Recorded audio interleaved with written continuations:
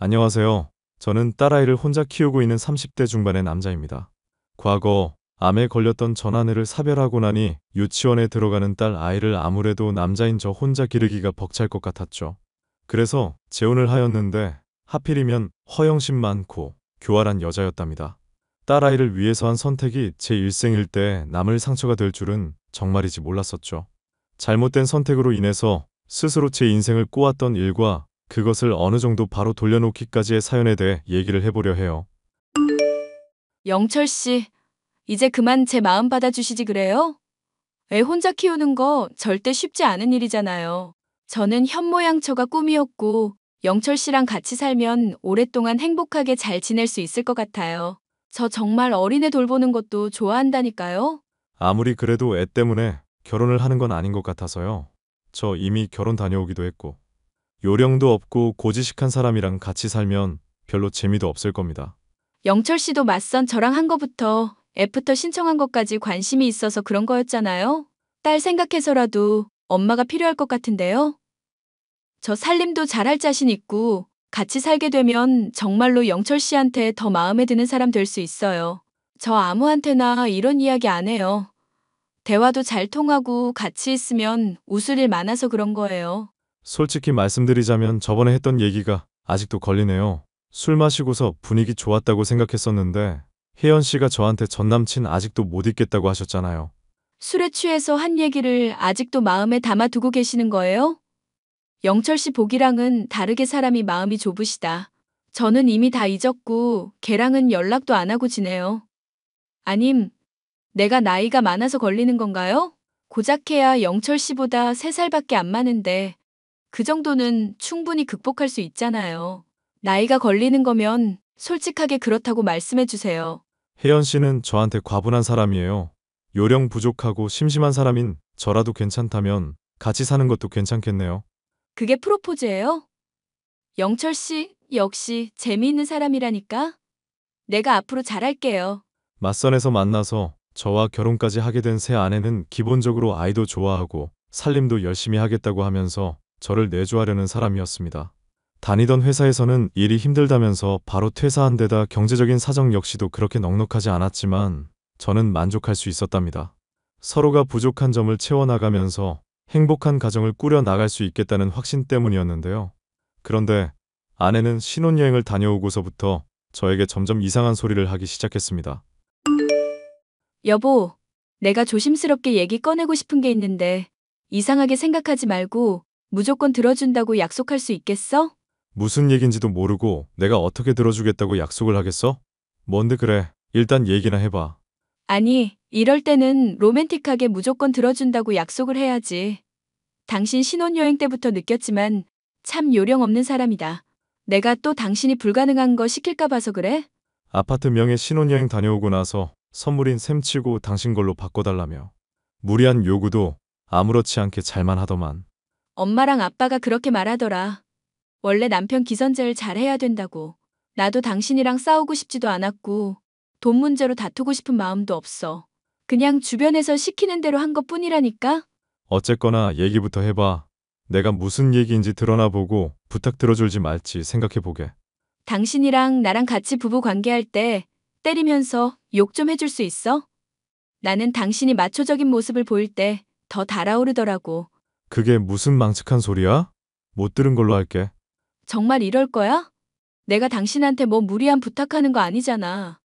단지 부부 사이에서 애도 갖고 싶고 더 애정 가득한 관계를 유지하고 싶어서 창피 무릅쓰고 이렇게 말하는 건데?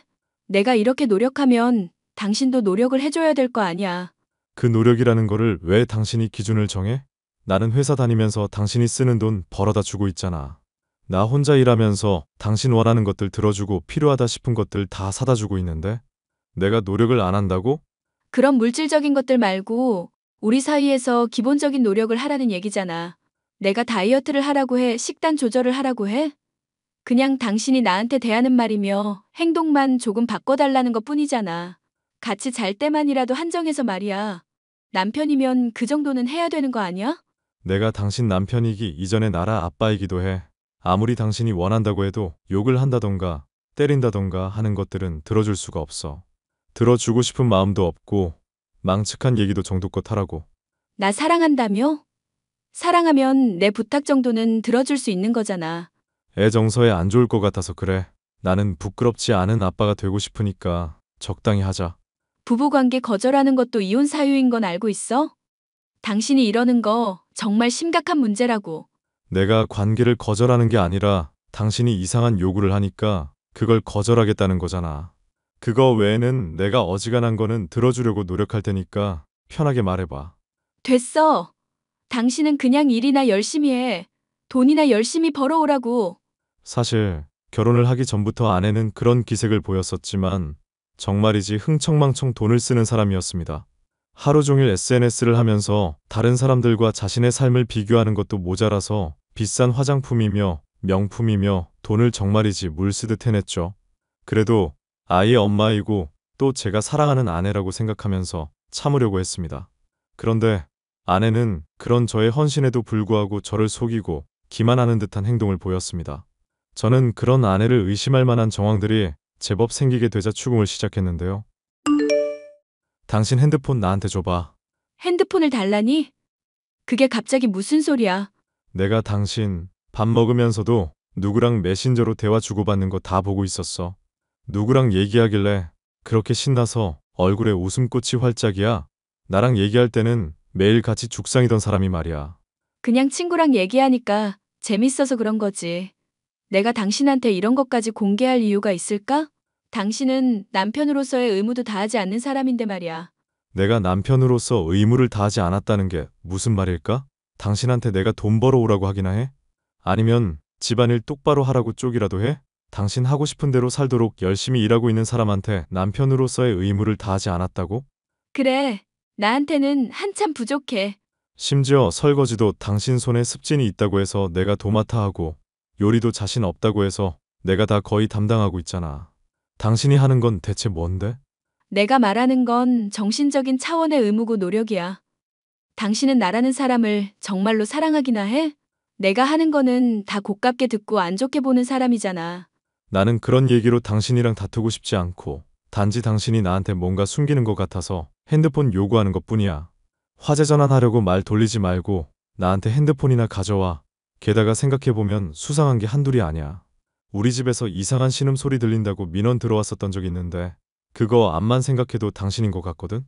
당신 이럴 때마다 정말로 사람 질리는 거 알지? 의처증도 병이야. 이거 다 이혼 사유라고. 돈만 많이 갖고 있다고 세상 만사가 다 통용되는 게 아니야. 아니라고. 저와 결혼한 아내는 무슨 생각인지 모르겠으나 어느 날부터는 저에게 말도 하지 않으려고 하고 집안일도 제대로 하지 않으면서 탱자탱자 놀기만 했습니다. 그 모습에 분통이 터졌지만 그래도 언젠가는 마음을 고쳐먹고 사람이 달라질 거라고 믿으며 열심히 일만 하던 자였죠. 그런데 유치원에 다니기 시작한 딸이 문득 이상한 이야기를 하더군요. 아빠, 아기는 어떻게 해야 생기는 거야? 유치원에서 아빠랑 엄마가 내 동생 만들어줄 수 있대. 서로 사랑하는 사람이 같이 붙어 있다다 보면 황새가 새소리 같은 거 내면서 엄마한테 씨앗을 물어다 주거든. 그러면 아기가 생겨. 에이, 황새가 어떻게 애기 씨앗을 물어다 줘? 창문으로 못 들어오잖아. 원래 사랑의 힘은 뭐든지 가능하게 하는 거야. 아빠랑 엄마랑 맨날 같이 붙어 자잖아. 그럼 나 동생 생겨? 황새가 씨앗 물어주는데 동생은 아직이라고 그러네. 그러니까 우리나라 공부 열심히 하고 일찍 자야지. 공부 열심히 하고 많이 배워야 황새가 동생 만들어준댔어. 근데 황새는 엄마랑 놀러 오는 아저씨도 아기 만들어주는 거야? 놀러오는 아저씨? 응, 자주 놀러 오는 아저씨 있는데 엄마랑 같이 안방에서 자거든. 꼭 아빠 아니어도 동생 생길 수 있는 거면 좋겠다. 자세히 얘기해봐. 놀러오는 아저씨랑 엄마가 안방에서 같이 자고 있었다고? 아빠, 무서워. 왜 갑자기 나한테 화내? 아니, 나라야. 너한테 화낸 게 아니라 그 아저씨가 엄마랑 어쨌는데? 과자 줄 테니까 아빠한테 다 얘기해봐. 엄마한테 비밀로 하기로 했는데. 괜찮아. 엄마랑 나랑은 부부잖아. 부부 사이에는 원래 비밀이 없는 거야. 아내의 불륜을 상상하게 만드는 듯한 딸 아이의 말에 저는 자세한 이야기를 물어보았는데요. 안방에서 소리를 내면서 이런저런 대화를 나누고 침대 함께 누워있는 것이라는 딸의 말에 저는 눈이 돌아가 아내를 찾았습니다. 나라한테 내가 이야기 다 들었어. 어떤 논팽이를 끌어들여서 집에서 그딴 더러운 짓을 한 거야? 그것도 내 딸이 있는 집에서 바람을 피워? 당신 미쳤어? 제정신이냐고. 갑자기 무슨 말도 안 되는 소리를 하는 거야? 내가 바람을 피웠다니? 그놈이야? 전 남친이라는 그놈이냐고. 빨리 바른 대로 대답해. 나 미치는 꼴 보기 전에 빨리 대답하라고. 정신 차려. 당신 지금 나라 말만 믿고 내 말은 안 듣고 안 믿으려는 거야? 무슨 오해를 했는지 모르겠지만 나는 떳떳하다고. 당신 지금 말도 안 되는 소리 하는 거야. 나라한테 비밀로 해달라고 했다며? 당신이 더러운 수작질을 하지 않고서야 그런 부탁을 할 일이 또 뭐가 있겠어? 어떤 아저씨랑 당신이 침대에 누워 있었다고 하는데 그게 바람 피운 거 아니고 뭐냐고. 어떤 아저씨가 아니라 동생이야. 동생. 머리 쇼컷으로 자른 내 동생을 나라가 아저씨라고 착각한 거라고. 뭐? 그럼 집에 온 게 전남친이 아니라 처제라고? 못 믿겠으면 전화 걸어서 확인이라도 시켜줄 수 있어. 얼마 전에 나랑 같이 수영장 다녀오고 쇼핑했다가 집에서 과일 먹고 까르륵거리면서 떠든 게 다라고. 당신 정말 의처증 증세 있는 거야? 어떻게 유치원 다니는 딸의 말만 믿고 내 말은 안 들을 수가 있어? 그럼 비밀로 해달라는 건 대체 뭐였는데? 당신이 나한테 숨길 게 뭐가 있길래 나라가 그런 소리를 하냐고. 비밀로 해달라고 했던 건 당신이 친정 식구들 찾아오는 거 싫어해서 그런 거야. 뭐? 내가 친정 식구 찾아오는 거 싫어한다고? 그래. 솔직히 동생이 찾아올 때 당신이 눈치 주고 싫어함 팍팍 냈었잖아. 그래서 당신 없었을 때만 노려서 찾아온 건데 그걸 당신이 멋대로 오해하고 지금 핍박하는 거고. 당신이 지금 하는 얘기 전혀 못 믿겠어. 핸드폰이나 내놔봐. 그래. 그래야만 확인이 된다면 얼마든지 확인해. 저는 화가 나서 아내의 핸드폰을 확인했고 결과적으로는 민망해졌습니다. 왜냐하면 아내의 핸드폰에는 증거라고 할 수 있을 만한 그 어떤 것도 나오지 않았기 때문이었는데요. 이제야 만족해? 당신이 이렇게까지 의처증 증세 심한 사람인 줄 알았으면 나는 결혼도 애초에 안 했을 거야. 당신이 이렇게 나오니까 난 너무 화가 나고 실망스럽다. 미안, 내가 할 말이 없다. 미안하다고 말하면 다야? 사람 죽여놓고 미안하다고 하면 해결되는 거냐고. 앞으로 내가 더 주의하고 당신 의심하지 않는 사람 되도록 노력할게. 내가 잠깐 뭐에 씌었었나 봐. 그런 식으로 책임 회피하는 화법 구사하지 마. 이건 어디까지나 당신이 저지른 잘못이고 나라는 사람을 나쁘게 보기 때문에 생긴 일이라고. 확실하게 하자. 알겠어? 미안하다. 정말로. 당신이 고지식하고 재미없는 사람인 줄 알았지만 이번 건 정말 역대급이었어. 나는 당신 위해서 헌신하는 사람이고 스트레스 그런 것들 때문에 쌓이는 바람에 명품 같은 것들 사면서 해소하는 것뿐이야. 그런데 당신은 그런 것도 몰라주고 이때까지 돈 번다는 이유로 나 핍박하고 나만 써대는 사람인 것처럼 몰아서 죄인 만들었잖아. 안 그래? 당신이 돈 많이 쓴 건 맞잖아. 지금 그딴 소리가 입에서 튀어나와? 애꿎은 아내 불륜녀로 의심해놓고 그런 소리가 튀어나오냐고. 재미는 없어도 사람은 진국이라고 생각했었는데 이제 보니까 그것도 아니네. 당신은 그냥 스스로한테 자신감이 부족한 것뿐이야. 알아? 대답해. 아내는 완전히 기가 살아서 저를 몰아세워댔습니다. 아내를 의심했던 것이 미안했던 저는 하루 종일 그 문제를 신경 쓰다가 제대로 주의를 기울이지 못했고 결국 신호등이 없던 길을 건너던 중 오토바이에 치는 사고까지 발생하고 말았죠. 깁스를 하고 눕게 된 터라 아내는 저를 간병해야만 했었는데요. 다친 것 때문에 회사에서 장기 휴가를 받아서 집에서 근무를 하는 동안 아내의 보조를 받으며 지내는데 아내는 그것을 못 견딜 정도로 힘들어했습니다. 당신, 다리는 대체 언제쯤 나아? 남들은 깁스도 했겠다. 목발까지 짚어가면서 회사 출근하는 사람들도 많던데 당신도 그렇게 하면 안 돼? 뼈가 완전히 박살난 거라 제대로 정형해야 한다고 했어. 내가 집에 있는 게 불편한가 봐? 집에 있는 게 불편하다기보다는 당신이 집에 있으니까 매력이 없게 느껴져서 그렇지. 남자는 원래 일을 해야 멋있는 건데 집에 틀어박혀 있으니까 왠지 한심해 보이고 옷도 대충 입으니까 싫어. 그러면 집에서 일할 때 셔츠 입고 있을게. 그럼 문제 없지? 지금 그런 이야기를 하는 게 아니잖아. 당신이 밖에 안 나가니까 나 하루 종일 집에만 있어야 되고 불편한 게 이만저만 아니라고. 그럼 아픈 몸이 끌고 회사에 가라는 얘기야? 나 사고 났어. 사고 나서 집에서 쉬는 건데 당신한테 그런 말을 들을 이유가 없는 것 같은데? 그러게 조심 좀 하지 그랬어. 당신 왜 그렇게 넋을 놓고 다녀? 지금 다친 사람한테 훈계하려는 거야? 몸도 다쳤는데 마음까지 다치게 만들려는 거냐고. 몰라. 나 스트레스 받으니까 밖에 나가서 좀 놀다 와야 될 것 같아. 그러면 안 되지.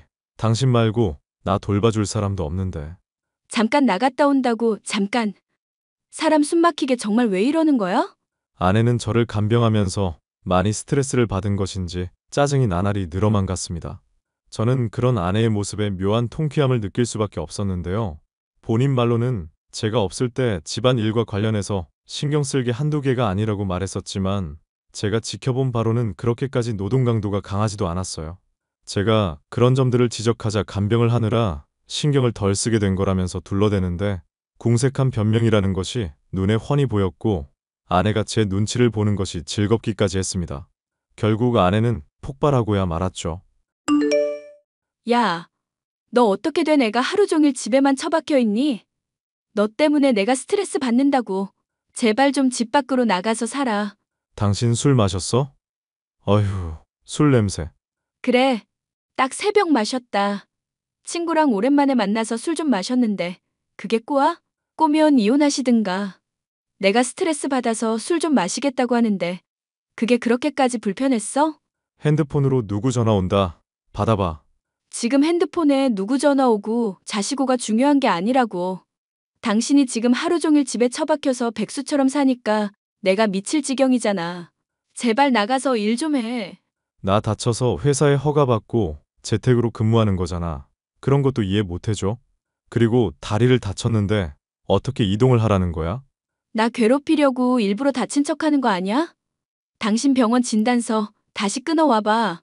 다시 끊어서 나한테 똑똑히 확인시켜 달라고. 아니다. 나랑 같이 가서 의사 하는 말 내 귀로 다 들어야겠어. 왜 이래? 무슨 말도 안 되는 소리를 하고 있어? 당신 나 덕분에 경제적으로 넉넉하게 지내고 있다면서 고마워할 때는 언제고? 간병하는 거 힘들면 얼마나 힘들다고 이렇게까지 스트레스가 쌓인 사람처럼 울어? 됐고, 나 힘들게 하려고 일부러 사고 당한 거 맞지? 빨리 대답하라고. 빨리 대답해. 평소에 저에게 한마디 지지도 않고 말싸움에서 늘 다그치기만 하던 아내였는데 술에 잔뜩 취하고 나니 놀리고 뭐고 하나도 없더라고요. 그런데 아내가 집에만 있는 저를 보면서 왜 이렇게 스트레스를 받을까 궁금함이 들었고 어쩌면 그런 아내의 심리를 알 수 있지 않을까 싶은 마음에 핸드폰을 저는 몰래 확인해 보았습니다. 그런데 웬걸 아내는 정말이지 추악한 비밀을 저에게 감추고 있었습니다. 나 자기 너무 보고 싶은데 요즘 하루하루가 정말 미칠 것 같다. 이 인간은 왜 집에만 틀어박혀서 있는지 모르겠고 재택근무 허락한 회사는 대체 뭐 하는 곳인가 모르겠어. 간병해달라고 뭐 하나 시킬 거 있을 때마다 계속 여보 여보 불러대는데 정말 죽고 싶어. 나도 자기 너무 보고 싶어. 하지만 이럴 때일수록 조심해야 되는 거잖아. 나 바쁘니까 연락은 당분간 조금은 줄이자. 꼬리가 길면 밟히는 법이랬어. 자기 정말 이럴 거야? 나 사랑한다며. 내가 결혼해서라도 영원히 사랑하겠다며. 자기 주머니 사정이 곤란하다고 해서 자기 말대로 나는 나 부양해줄 남자 하나 붙잡고 경제적인 문제 해결했잖아. 가만 보면 나 자꾸 피하는 것 같다? 내가 자기를 왜 피하겠어. 그냥 저번에 자기 남편 딸도 우리 그러는 거 본 게 찝찝해서 그렇지. 당신이 임기응변으로 잘 둘러대고 동생 이용해서 잘 수습했다지만 그것도 한계가 있는 법이잖아. 차라리 내가 그 인간한테 깽판을 막 치고 바가지를 마구마구 긁어볼까? 폭력 쓰고 욕하게 만들면 합의금 이혼할 때 잔뜩 뜯어낼 수 있을 것 같은데? 그 방법은 아무리 얘기해도 안 통했다며. 그것만 제대로 했었어도 우리가 지금보다는 훨씬 더 풍족하고 여유로웠을 텐데. 자기가 배우로 성공할 때까지 내가 지원하고 싶은데 능력이 부족해서 너무나 미안. 그래도 조만간 내가 부를 때는 꼭 올 거지? 아르바이트다 뭐다 하면서 핑계대는 거 자꾸 보이면 나도 정말 못 참는다? 엄마랑 아빠가 자기는 절대 안 된다고 했는데도 나 계속 붙잡고 있는 거 알지? 지옥에 떨어지더라도 자기랑은 꼭 붙어 있을 거니까 그렇게 알아. 나 집착 심한 여자야. 알지. 나 자기밖에 없는 거 알잖아. 너랑 함께라면 얼마든지 지옥에 떨어져도 좋아. 왜냐하면 그곳이 천국이니까.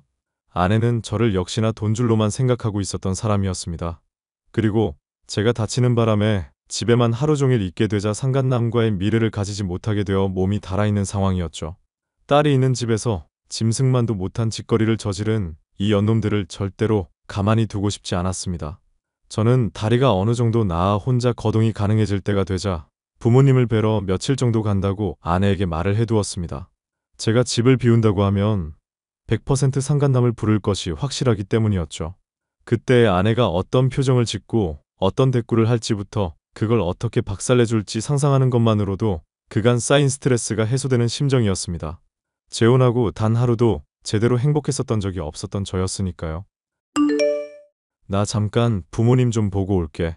나라는 먼저 보내놨는데 당신도 혹시 같이 갈 생각 없어? 난 당신 돌보느라 몸살이 다 났어. 그러니까 당신 혼자 갔다 오세요. 나 자꾸 끌어들이면서 조금이나마 쉬려고 하는데 또 힘들게 할 생각하지 마시고요. 말을 해도 참 이쁘게 한다. 그래, 나 갔다 올 테니까 집 잘 보고 있고 3일 정도 있다 올 건데 배달 음식 사 먹을 돈이라도 놓고 갈까? 내가 알아서 할 테니까 얼른 가기나 하셔. 올 때 과일 사오는 거 잊지 말고. 또 센스 없게 내가 싫어하는 거 사지 말고. 그러지 말고 그냥 얘기를 해주는 게 어떨까? 뭐 사오라고 딱 정해주면 내가 정확하게 그거 시키는 대로 하잖아. 그럼 인생이 무슨 재미니? 어떻게 사람이 센스가 없어도 이렇게 없을까? 도착하면 연락할 거니까 그렇게 알고. 뭘 또 당연한 이야기를 하고 있어? 알겠으니까 가기나 해. 잠시 뒤 저는 차를 몰고 나가는 척하며 집문을 주시하고 있었습니다. 아니나 다를까 얼마 지나지 않아 상간남으로 보이는 남자 하나가 집에 들어가더군요. 저는 어느 정도 시간이 지난 뒤 집에 들어갔죠. 여보, 내가 확인해 볼 게 있어서 집으로 다시 와봤어. 근데 왜 식은땀을 그렇게 흘리고 그래? 아파? 옷은 또 왜 벗고 있고? 샤워하게?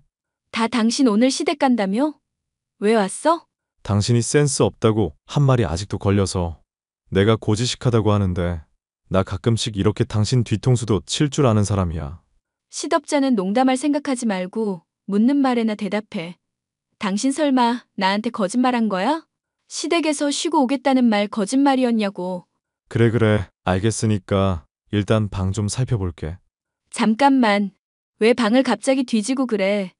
그리고 나 옷 입어야 되니까 잠깐 나가 있어. 부부 사이인데 이제 와서 새삼 뭘 내외하고 있어? 창피할 일이라도 있어? 불륜이라도 저지르고 계셨던 걸까? 왜 이래? 당신 뭐 하는 건데? 아니, 가려고 하는데 신음소리가 온 동네에 퍼지길래 잠깐 다시 들린 거야. 내가 전에도 말했잖아. 신음소리 들렸었다고. 그 이상한 현상의 실체를 똑똑히 알게 됐거든. 신음소리라니. 그게 무슨 말이야? 무슨 오해인지 모르겠는데 당신이 생각하는 그런 거 절대 아니야. 신음소리 들렸다고 하더라도 그거 절대 나 아니야. 그래? 그럼 베란다에 빨개 벗고 있는 이 새끼 뭔데? 자, 잠깐만. 여보, 알몸인 채로 베란다에서 몸을 숨긴 채 덜덜 떨고 있던 상간남. 저는 아내와 상간남의 머리채를 잡고 변명을 더 들을 것도 없다는 듯이 바로 집 밖에 내쫓았습니다. 여보, 이게 대체 뭐 하는 짓이야? 빨리 문 열어. 동네 사람들 다 쳐다보고 있다고. 애초에 쳐다보라고 한 짓이야. 죄를 저질렀으면 사람이 죗값을 받아야 하지 않겠어? 내가 의심했던 거 의처증이니 뭐니 헛소리 하더니 결국에 딱 걸리고 말았죠. 불륜 저지르는 거야 네 자유지만 그 대가도 네가 싫어한다는 걸 생각했었어야지. 정말 오해야. 나 이번이 정말 마지막이었고 정리하려고 만난 거야. 정리하고 당신을 위해서 헌신하면서 나라 위해서 착한 엄마 되려고 결심했었다고. 딱 한 번만 만나서 마음 정리하기 위해서 이별 시간 가졌던 것 뿐이라고. 그래, 이혼하고 나면 이별 시간을 가지던 이별 여행을 하던 너희들끼리 알아서 하세요. 나는 관심 없으니까요. 그동안 내 돈 가지고 펑펑 쓰면서 안락한 생활 즐길 때는 좋았지? 근데 이걸 알아둬야 돼. 멍청한 여자야. 연애 상대 따로 결혼 상대 따로 두면서 즐기는 거 좋은데 그런 짓거리에는 대가가 따른다는 걸. 나랑 이혼하게 되면 나라는 어떡하려고. 아니, 일단 나 좀 들어가서 얘기하자. 옷이라도 하나 던져주든지 해야지. 우리 딸한테 너 같은 여자는 엄마로 필요 없어. 차라리 너 같은 건 없는 게 낫지. 애 앞에서 불륜 저지른 짐승 같은 년놈들을 내가 왜 용서해야 하는데? 여보, 제발. 나 진짜 창피해서 그래. 나 죽는 꼴 볼 거야? 문 빨리 열라고. 좀. 결국 아내는 상간남이 몰고 온 차까지 알몸으로 도주를 하여 아파트를 벗어났습니다. 동네방네 소문이 다 나게 되었고 저는 이혼까지 하게 된 상황이 되었는데요. 아내는 그런 저를 놓고 고소를 하겠다며 헛소리를 해대고 있지만 그래봤자 본인에게 귀책이 더욱 큰 상황이었고 저로서는 정신적 충격을 받았다고 할 만한 많은 증거들을 장만해 뒀기 때문에 전혀 문제될 것이 없었죠. 결국 아내는 본전 한 푼 못 건지고 변호사 선임료만 날린 채로 이혼을 당하게 되었고 집안에서도 쫓겨난 상황이라는 이야기를 들을 수 있었는데요. 아내에게 통쾌하게 복수를 했음에도 불구하고 저희 딸과 제가 겪은 이 사건으로 인한 후유증은 당분간은 지속될 것 같아요. 사연 들으셨던 분들이 위로와 격려 한마디씩 해주시면 감사하겠습니다.